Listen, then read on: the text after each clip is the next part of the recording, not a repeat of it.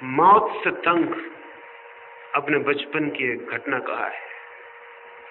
कहा कि मैं छोटा था, मेरे माँ की एक बहुत खूबसूरत बगिया थी। उस बगिया में बड़े प्यारे फूल लगते थे।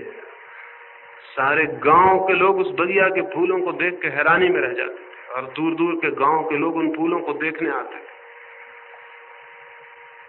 माँ बीमार पड़ी। उसे बीमारी की उतनी चिंता न थी जितनी अपनी बगिया की थी कि उसके फूलों का, उसके पौधों का क्या होगा, कहीं वो बिगड़ न जाए, कहीं वो सूख न जाए। उसने बड़े जीवन भर की मेहनत उस बगिया को खड़ा किया था, उसने खुद मेहनत की थी। वो चिंतित थी तो माँ ने अपनी माँ को कहा, चिंता ना करें, मैं आपकी बगिया की देखभाल कर लूंगा, मैं फिक्र कर लूंगा, आप चिंता ना करें। और वो सुबह से शाम तक बगिया की फिक्र करने लगा। लेकिन 2-4 दिन बीते कि उसको हैरानी हुई, पौधे सूखने लगे और कुम्हलाने लगे।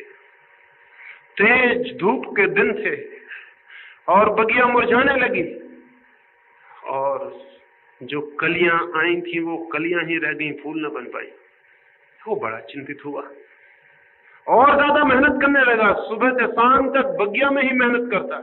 लेकिन 15 दिन बाद माँ जब थोड़ी ठीक हुई और बगिया ना आ सकी, तब तक बगिया बर्बाद हो गई थी।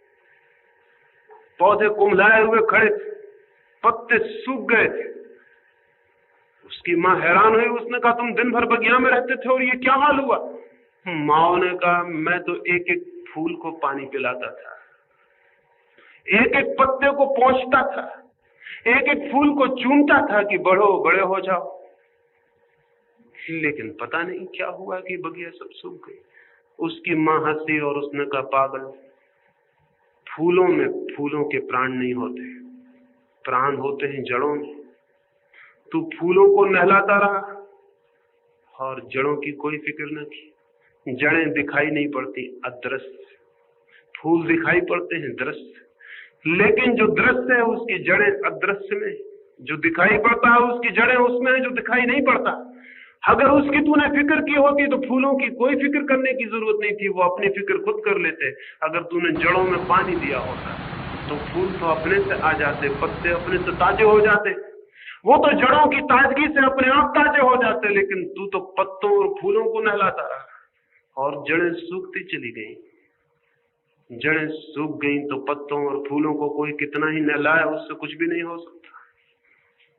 मैंने जब ये बात सुनी तो मैं हैरान हुआ।